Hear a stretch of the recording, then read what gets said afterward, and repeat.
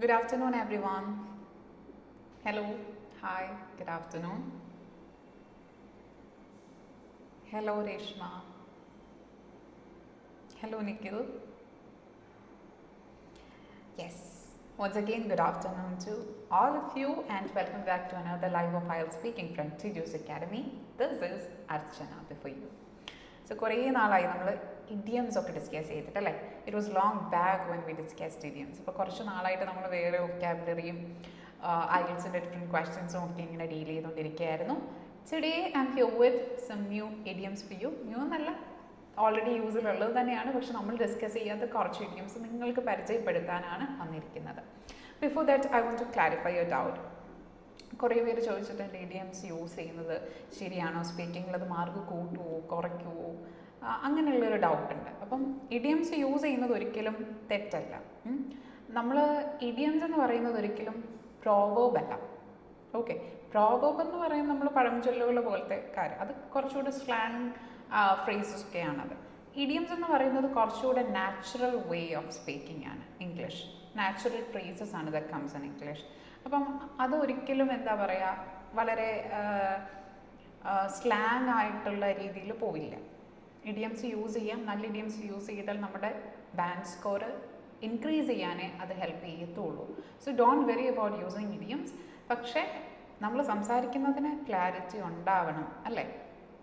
അപ്പോൾ ഇഡിയംസ് മാത്രം യൂസ് ചെയ്തൊരു സ്പീക്കിംഗ് എന്നുള്ളതല്ല നമ്മൾ അവിടെ ഇൻറ്റൻറ്റ് ചെയ്യുന്നത്. We have to convey the idea properly. പക്ഷേ അതിൻ്റെ ഇടയ്ക്ക് 1-2 ഇഡിയംസ് ഒക്കെ വരികയാണെങ്കിൽ ദാറ്റ്സ് ഗുഡ്. അങ്ങനെയാണ് അതിൻ്റെ ഒരു രീതി. അല്ലാതെ ഇഡിയംസ് മാത്രമായിട്ടൊരു സംസാരം, no, not like that. So now let's start. The first one, the best of both worlds. Okay, the best of both worlds ഒരു ഇഡിയമാണിത്. നമ്മൾ സംസാരിക്കുന്നതിൻ്റെ ഇടയ്ക്ക് the best of both worlds എന്ന് നമ്മൾ എന്തിനെ പറ്റിയിട്ടായിരിക്കും പറയുന്നത്? What does that mean? ഞാനിവിടെ തന്നെ ആൻസർ എഴുതിയിട്ടുണ്ട്. You can see that. So the best of both worlds എന്ന് പറഞ്ഞാൽ it is a situation in which you can enjoy the advantages of 2 very different things at the same time. 2 വ്യത്യസ്തമായ കാര്യങ്ങൾ ഒരേ സമയം നിങ്ങൾക്ക് എൻജോയ് ചെയ്യാൻ പറ്റുന്നുണ്ടെങ്കിൽ, അതിൻ്റെ ബെനിഫിറ്റ്സ് ഒരേ സമയത്ത് നിങ്ങൾക്ക് കിട്ടുന്നുണ്ടെങ്കിൽ നമുക്ക് പറയാം the best of both worlds. 2 different worlds അല്ലേ, അതിൻ്റെ രണ്ടിൻ്റെയും ബെസ്റ്റ്. ഐഡിയ ക്ലിയർ അല്ലേ? ഫ്രം ദാറ്റ് ഫ്രേസ് ഇറ്റ്സെൽഫ് നമുക്ക് ഐഡിയ കിട്ടുന്നുണ്ട്. ലിറ്ററൽ മീനിങ് എടുക്കുമ്പോഴേ അത് മനസ്സിലാവുന്നുണ്ട്. അപ്പോൾ 2 ഡിഫറെൻറ്റ് സിറ്റുവേഷൻസ് അല്ലെങ്കിൽ 2 വ്യത്യസ്തമായ എന്തെങ്കിലും 2 കാര്യങ്ങളുടെ ബെനിഫിറ്റ്സ് നമുക്ക് കിട്ടുകയാണെങ്കിൽ will say the best of both worlds. We have an example there. She works in the city and lives in the country, so she gets the best of both worlds.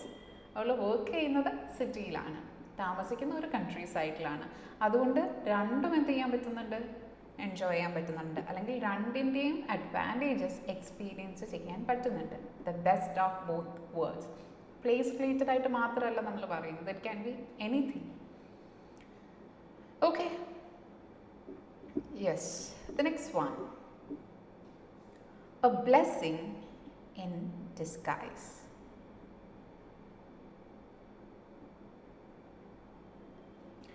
Disguise എന്നുള്ള word എത്ര പേർക്ക് അറിയാം meaning എന്താണെന്നുള്ളത്? What is disguise? വായനാശീലമൊക്കെ ഉള്ളവരാണെങ്കിൽ disguise എന്നുള്ള words ഒക്കെ കണ്ടിട്ടുണ്ടായിരിക്കും, അല്ലേ? Disguise എന്ന് വെച്ചാൽ എന്താണ്?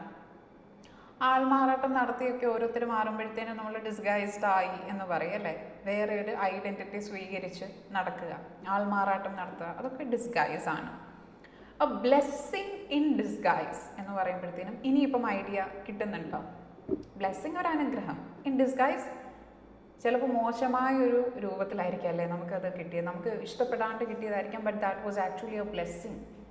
ഇഷ്ടപ്പെടാത്ത എന്തെങ്കിലും ഒന്ന് സംഭവിക്കുന്നു, അത് പക്ഷേ ഒരു അനുഗ്രഹമായി മാറുന്നു. ഓക്കെ, അതാണ് ഇവിടെ ഉദ്ദേശിക്കുന്നത്. Something that seems bad or unlucky at first.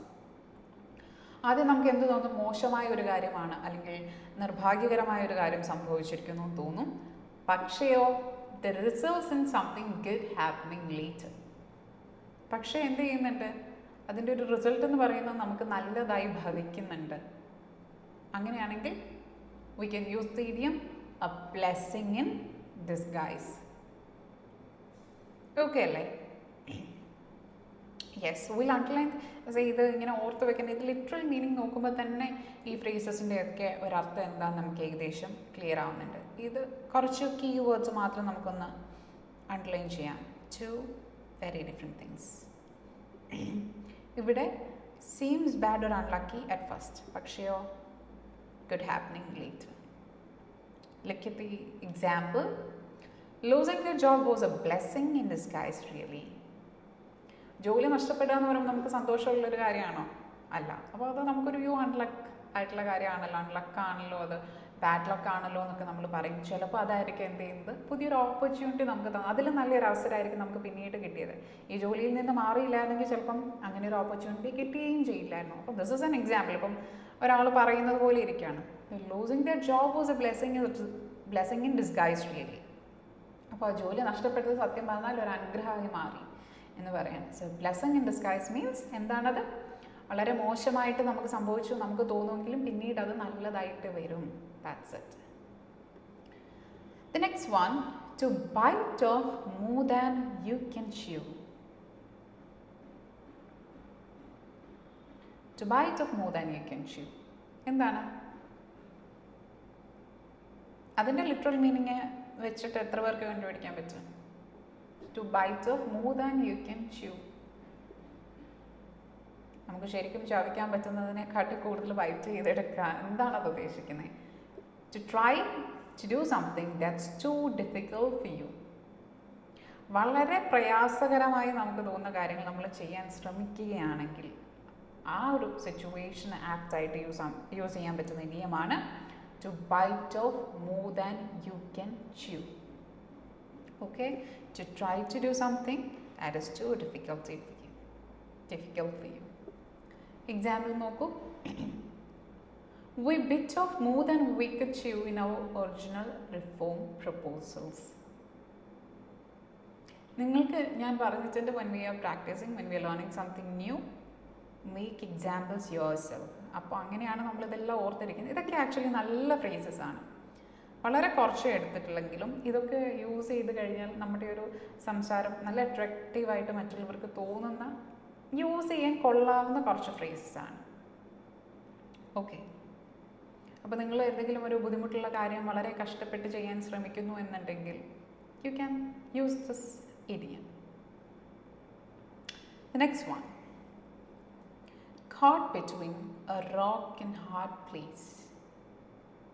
Caught between a rock and hard place. മലയാളത്തിൽ നമ്മൾ ചെറുത്താനും കടലിനും നടക്കുമെന്നൊക്കെ പറയാറുണ്ട്. അതുപോലെ സിമിലർ ആയിട്ടുള്ള ഒരു ഇഡിയമാണ്. Which means to be in a very difficult situation. Good afternoon, Amala. Glad to see you. So it means to be in a very difficult situation and to make a hard decision. Okay, എന്ത് തീരുമാനം എടുക്കണമെന്ന് അറിയാൻ വയ്യാതെ നമ്മളിങ്ങനെ കുഴഞ്ഞു നിൽക്കുന്ന അവസ്ഥ, അതാണ് എന്ത് ഏത് ഇഡിയം കൊണ്ട് ഉദ്ദേശിക്കുന്നത്? My pleasure. ഓക്കെ, അതാണ് എന്തുകൊണ്ട് ഉദ്ദേശിക്കുന്നത്? caught between a rock and a hard place എന്ന ഇഡിയം കൊണ്ട് ഉദ്ദേശിക്കുന്നത്. Look at the example. I would like to help you, but I'm stuck between a rock and a hard place. എനിക്ക് നിന്നെ സഹായിക്കണമെന്നുണ്ട്, പക്ഷേ എനിക്ക് എന്തെങ്കിലും ചെയ്യാൻ പറ്റുമോ? ഇല്ല, ഞാൻ ധർമ്മസങ്കടത്തിലാണ് എന്നുള്ള അർത്ഥത്തിൽ പറയുന്നതാണ്. I am caught between a rock and hard place. Next one, the final or the last straw. അവസാനത്തെ കച്ചിത്തുരുമ്പ് എന്നൊക്കെ നമ്മൾ പറയാറുണ്ട് മലയാളത്തിൽ. അപ്പോൾ നോക്കാം വാട്ട് ഇസ് ദ മീനിങ് എന്നുള്ളത്. The last in a series of unpleasant events that finally makes you feel that you cannot continue to accept a bad situation. കുറേ unpleasant ആയിട്ടുള്ള കാര്യങ്ങൾ നമ്മുടെ ജീവിതത്തിൽ സംഭവിക്കുന്നു. ആൻഡ് ഫൈനലി നമുക്ക് എന്ത് തോന്നുകയാണ്? ഈ ഒരു ബാഡ് സിറ്റുവേഷൻ ഇനിയും നമുക്ക് അക്സെപ്റ്റ് ചെയ്യാൻ പറ്റില്ല, this should be the last one എന്നുള്ള രീതിയിൽ നമ്മൾ ചിന്തിക്കുകയാണ്. നമ്മൾ മലയാളത്തിൽ പറയുന്നത് പക്ഷേ ഒരു ഹോപ്പ് ഉണ്ടെന്നുള്ള രീതിയിലായിരിക്കും. അവസാന കച്ചു തരുമ്പോൾ നമ്മൾ പറയുന്നത് അല്ലേ, this is the last hope എന്നുള്ള രീതിയിലായിരിക്കും. അപ്പം ഇതിങ്ങനെയാണ് പറയുന്നത്. So we'll look at the example. Losing my job was bad enough, but being evicted was the final straw. ജോലി നഷ്ടപ്പെടുക എന്നുള്ളത് എൻ്റെ ജീവിതത്തിൽ സംഭവിച്ചുകൊണ്ടിരിക്കുന്നതല്ലേ, മോശം കാര്യങ്ങളിൽ ഏറ്റവും മോശമായിട്ടുള്ളൊരു കാര്യമാണ്. പക്ഷേ പുറത്താക്കി എന്നുള്ളത് ഇറ്റ്സ് എ ഫൈനൽ സ്ട്രോ. അതാണ് ഏറ്റവും ലാസ്റ്റിൽ അൺപ്ലസൻ്റ് ആയിട്ട് സംഭവിക്കുന്ന കാര്യം. Okay, the next one, to break the bank. To break the bank. Bank എന്നുള്ള വേർഡ് കേൾക്കുമ്പോഴേ നമുക്ക് ഓർത്തോണം ഫൈനാൻസ് റിലേറ്റഡ് ആയിട്ട് എന്തെങ്കിലും അവിടെ വരുന്നുണ്ടായിരിക്കും. It means to cost too much. നല്ല ചിലവുള്ള എന്തെങ്കിലും കാര്യത്തെ പറ്റി പറയുമ്പോഴാണ് നമ്മൾ ടു ബ്രേക്ക് ദ ബാങ്ക് എന്ന് പറയുന്നത്. Look at the example. It only cost $2. That's not going to break the bank. $2 ആവുന്നുള്ളൂ, അതൊരുപാട് പൈസയൊന്നും അല്ല. That's not a great amount, അല്ലെങ്കിൽ ഇറ്റ്സ് നോട്ട് ടു മച്ച് എന്നുള്ള അർത്ഥത്തിലാണ് ഈ എക്സാമ്പിളിൽ നമ്മൾ പറഞ്ഞിരിക്കുന്നത്. It's not going to break the bank എന്ന് പറയുന്നത്. ആക്ച്വലി ബ്രേക്ക് ദ ബാങ്ക് എന്ന് പറഞ്ഞാൽ എന്താണ്? ഒരുപാട് ക്യാഷ് ആവുക, അല്ലെങ്കിൽ എന്തെങ്കിലും ഒരു കാര്യം വളരെ കോസ്റ്റ്ലി ആവുക, എക്സ്പെൻസീവ് ആവുക, നമ്മൾ ഒരുപാട് ക്യാഷ് ഇറക്കേണ്ടി വരിക എന്നുള്ളതാണ്. അപ്പോൾ this is not going to break the bank എന്ന് പറയുമ്പോൾ അത്രയും എക്സ്പെൻസീവ് ആവുന്നില്ല എന്നുള്ള അർത്ഥത്തിലാണ് ഈ എക്സാമ്പിൾ നമ്മൾ യൂസ് ചെയ്തിരിക്കുന്നത്. ഓക്കെ അല്ലേ? All right, thank you for the response. Next one, to compare apple and oranges. To compare apple and oranges, which means used to see that two things are completely different. Okay? And it is not sensible to compare them. രണ്ട് വ്യത്യസ്തമായ കാര്യങ്ങൾ, രണ്ട് വ്യത്യസ്തം extremely different ആയിട്ടുള്ള കാര്യങ്ങൾ, അവയെ തമ്മിൽ compare ചെയ്യുന്നത് ശരിയാണോ? അത് സെൻസിബിൾ അല്ല. അങ്ങനെ ചെയ്യുന്നത് എന്താ? തെറ്റാണ്. ഒരിക്കലും നമുക്ക് ആനയും ഉറുമ്പിനെയും കൂടി കമ്പയർ ചെയ്യാൻ പറ്റില്ല. അങ്ങനെ ചെയ്യുന്നത് മണ്ടത്തരമാണ്. കാരണം ഓരോ സാമ്യവും ഇല്ലാത്ത രണ്ട് വ്യത്യസ്തമായ കാര്യങ്ങളെ കമ്പയർ ചെയ്യുക എന്ന് പറയുന്നത് സെൻസിബിൾ ആയിട്ടുള്ള കാര്യമല്ല. അപ്പോൾ അങ്ങനെയുള്ള സിറ്റുവേഷനിൽ we can say it's to compare apple and oranges. Okay. You can't compare the new scores to the previous years. It's apple and oranges. Previous year റിസൾട്ട്സുമായിട്ട് അല്ലെങ്കിൽ പ്രീവിയസ് ഇയർ സ്കോഴ്സുമായിട്ട് ഇപ്പോഴുള്ളതിനെ കമ്പയർ ചെയ്യാൻ പറ്റില്ല. ഇറ്റ്സ് ആപ്പിൾ ആൻഡ് ഓറഞ്ചസ് എന്ന് പറഞ്ഞു കഴിഞ്ഞാൽ അത് entirely different ആണ്. ഒന്ന് കൂടുതലും ഒന്ന് കുറവുമായിരിക്കാം, അല്ലെങ്കിൽ അങ്ങനെ എന്തെങ്കിലും അല്ലേ വ്യത്യാസമുണ്ടായിരിക്കാം. ഇനി നമ്മൾ മനുഷ്യന്മാരെ തമ്മിൽ കമ്പയർ ചെയ്യുമ്പോഴാണെങ്കിലും ഇത് പറയാറുണ്ട്. രണ്ടുപേരുടെ ക്യാരക്ടറോ ആറ്റിറ്റ്യൂഡോ തമ്മിൽ ഇത് ഏറ്റവും കൂടുതൽ സംഭവിക്കുന്ന സിബ്ലിങ്സിൻ്റെ ഇടയിൽ കമ്പാരിസൺ വരുമായിരിക്കും. മാർക്സ് കിട്ടുമ്പോഴത്തേനും ഒരുപാട് ഇൻ്റലിജൻ്റ് ആയിട്ടുള്ള ഒരു കുട്ടിയുടെ മാർക്ക് അത്രയും പഠിക്കാൻ കഴിവില്ലാത്തൊരു കുട്ടിയുടേതായിട്ട് കമ്പയർ ചെയ്യുമ്പോഴത്തേനും ഇറ്റ്സ് നോട്ട് ഫെയർ. അപ്പോൾ അങ്ങനെയുള്ള ഏതൊരു കോണ്ടെക്സ്റ്റിലും നമുക്ക് യൂസ് ചെയ്യാൻ പറ്റുന്നതാണ് to compare apple and oranges. Intellectual level അല്ലെങ്കിൽ IQ ലെവൽ ഒരുപാട് കൂടിയ ഒരു കുട്ടിയുടെ മാർക്ക് ലേണിംഗ് ഡിസബിലിറ്റി ഉള്ള ഒരു കുട്ടിയുടേതായിട്ട് നമുക്ക് കമ്പയർ ചെയ്യാൻ പറ്റില്ലല്ലോ. അങ്ങനെ ചെയ്യുന്നത് സെൻസിബിൾ അല്ല. സോ അന്നേരം നമുക്ക് എന്ത് പറയാം? Don't compare apple and oranges. Okay അല്ലേ? All right. The next one, to go Dutch. To go Dutch. ഡച്ചിലേക്ക് പോകൂ എന്നൊന്നും ലിറ്ററൽ മീനിങ് നമ്മൾ പറഞ്ഞു. ചിലതൊക്കെ നമുക്ക് ലിറ്ററൽ മീനിങ് പറയുമ്പോഴത്തേനും അർത്ഥം ക്ലിയർ ആവും എന്നുള്ളത്. പക്ഷേ ഇത് ലിറ്ററൽ മീനിങ് അല്ല നോക്കേണ്ടത്. ടു ഗോ ഡച്ച് എന്ന് പറയുമ്പോഴത്തേനും it means to agree to share the cost of something, specially a meal.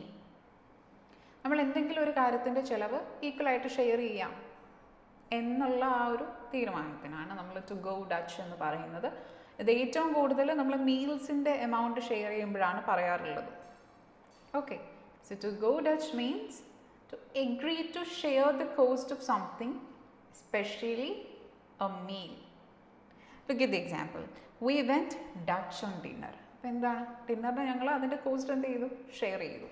അപ്പോൾ നമ്മൾ വളരെ കോംപ്ലിക്കേറ്റഡ് ആയിട്ടുള്ള സെൻറ്റൻസ് ഡ്രാഗ് ചെയ്ത് പറയുന്നതിനും ഒരുപാട് യൂസ്ഫുൾ ആണ് ഇങ്ങനെയുള്ളൊരു ഇഡിയോമാറ്റിക് എക്സ്പ്രഷൻ യൂസ് ചെയ്യുന്നത്. വെൻ യു യൂസ് ഇറ്റ് ലിസണറിന് നല്ലൊരു ഇംപ്രഷൻ നിങ്ങളെ പറ്റി ഉണ്ടാക്കും. ആൻഡ് ഒരു ടെസ്റ്റിൻ്റെ പെർസ്പെക്റ്റീവിലാണെങ്കിൽ you will get good scores.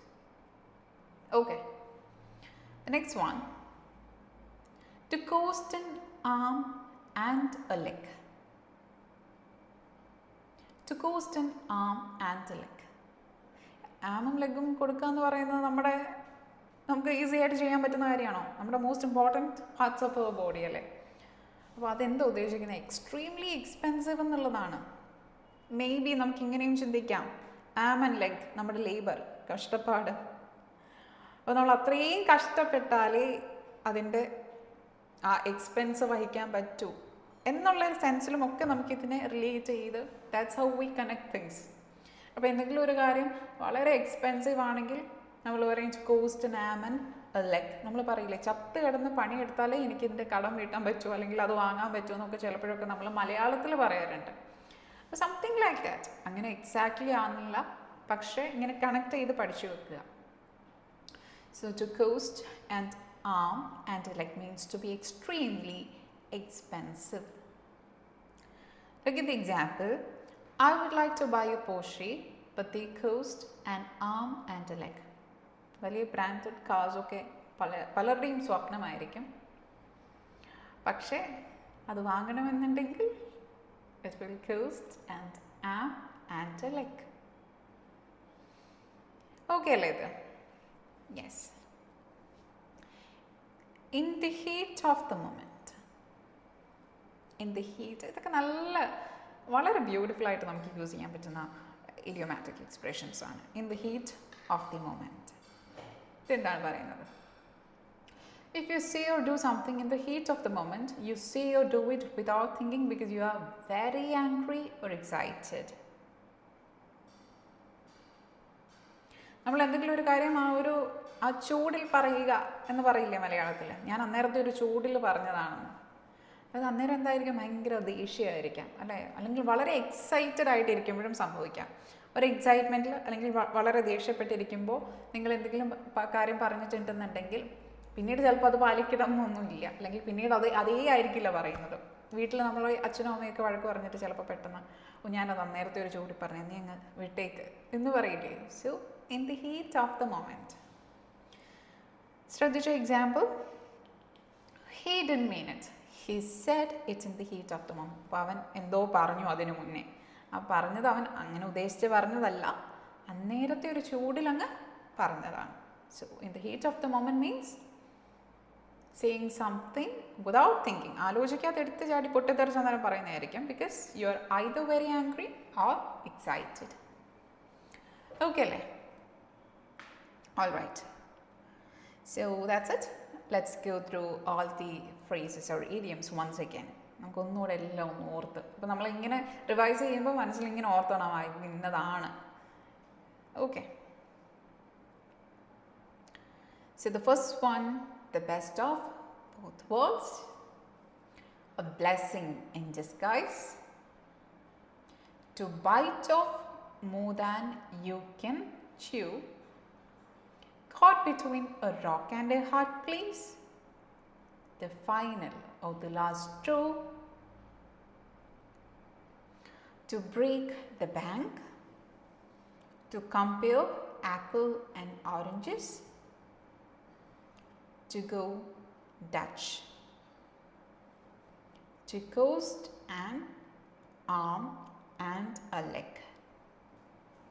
In the heat of the moment. All right. So വളരെ കുറച്ചാണെങ്കിൽ കൂടി വളരെ എഫക്റ്റീവായിട്ടുള്ള ഇഡിയംസ് ആണ് നമ്മൾ ഇന്ന് ഡിസ്കസ് ചെയ്തത്.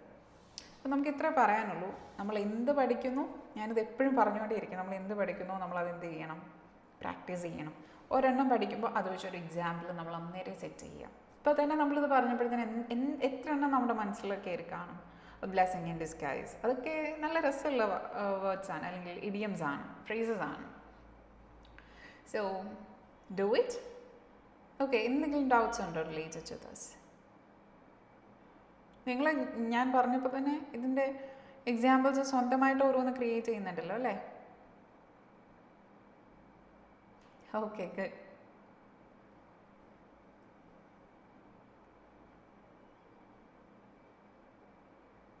Okay.